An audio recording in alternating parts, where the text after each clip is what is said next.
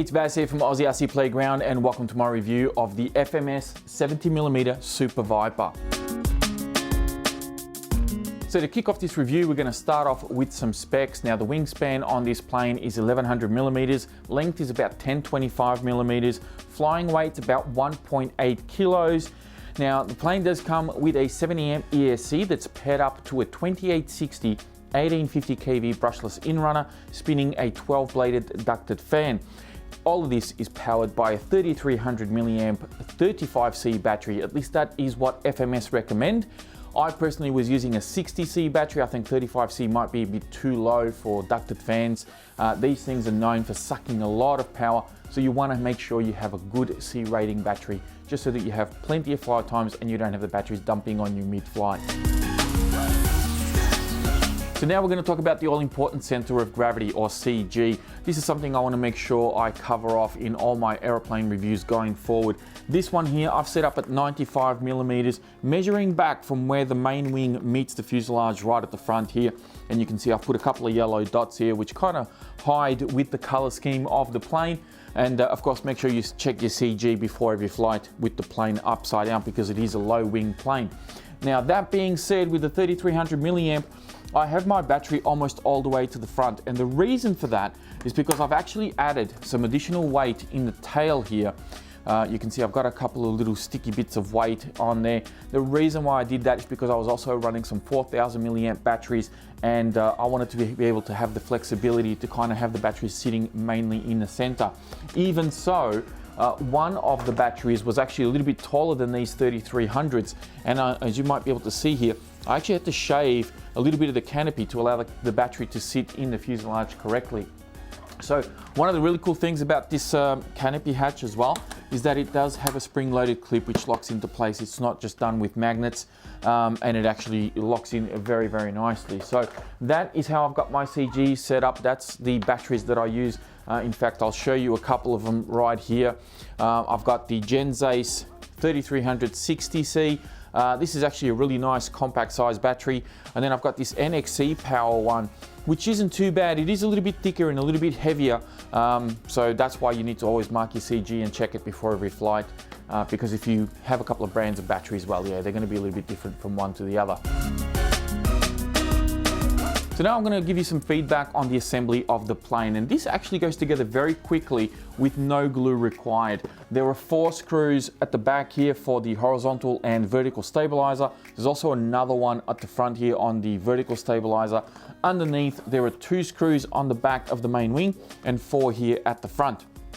That is pretty much all you need to do to get this thing together. It actually goes together fairly quickly. As long as you feed your wires through the fuselage, all you got to do is plug in your receiver, which of course this doesn't come with one. Plug your receiver in, set it all up on your radio, and you're pretty much ready to go. So you should be done with receiver and radio set up probably about an hour or so. It actually goes together pretty quick, all things considered. Now you will see that this one actually comes, or I've got flap servos already pre-installed on this. My plane did not come with flap servos. They give you all the hardware for you to install your own servos, but the servos are not included. You need to get those separately, and of course you need to install them yourself. I decided to do that, so the assembly for mine was probably pushing close to 2 hours, because you got to remove a couple of tabs here to make the wires run through and neaten it all up, and then I had to get some servo extensions and all this sort of thing to make it all work exactly how I want it to work and as neatly as possible. So that's just something to keep in mind. That being said, I was just on the FMS website kind of freshening up on all the specs of this plane, so obviously I didn't get anything wrong for you, and I noticed that the description of this plane now says flap servos pre-installed. Now as you may know, E-flite have recently released one plane exactly like this under a different color scheme. Of course it comes as a bind and fly or a plug and play, and that plane actually now comes with flap servos pre-installed. Now if you don't already know this, that plane is actually made by the same people that are making these planes for FMS. I don't know if FMS have actually been commissioned by E-flite to build it for them, or if they're just using the same OEM or what's going on. But it is essentially the exact same plane, same specs, same motor, same ESC, although it may be branded E-flite, I'm not entirely sure, but they've now given us the flap servos pre-installed. So I think maybe the newest shipments of this plane may have these flap servos already on there.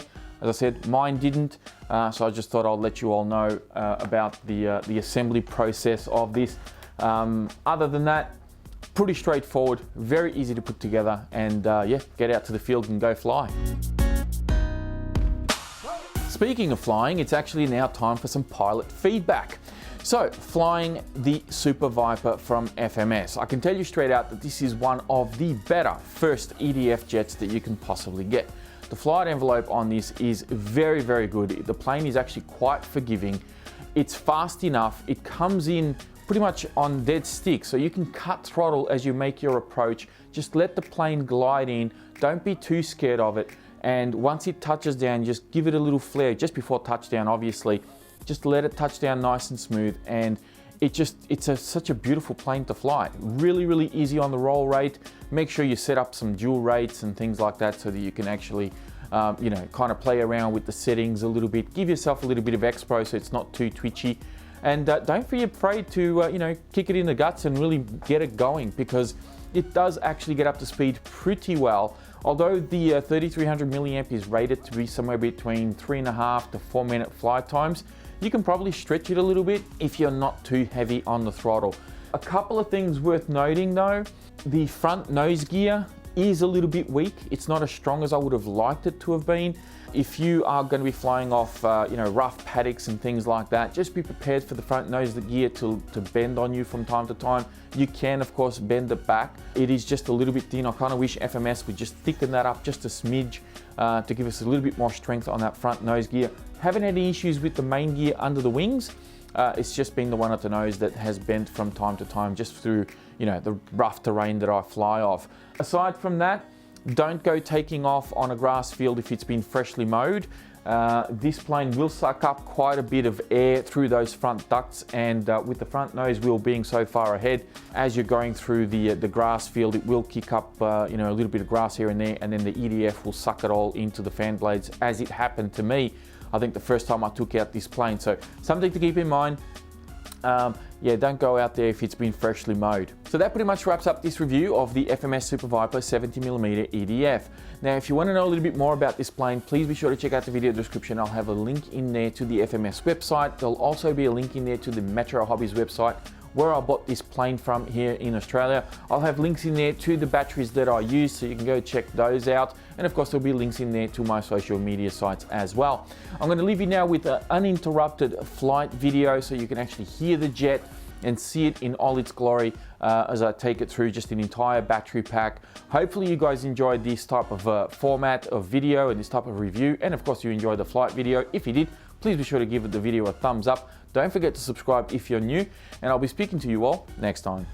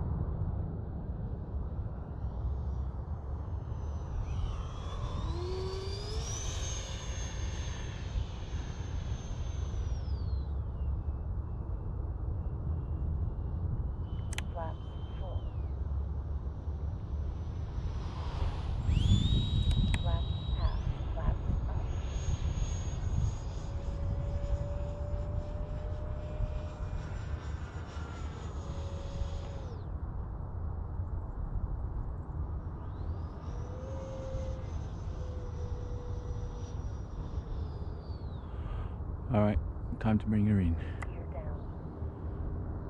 Gear down.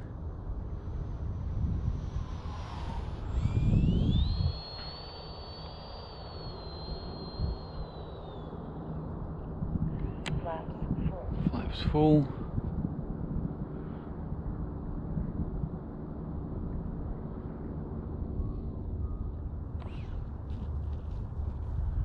Nice.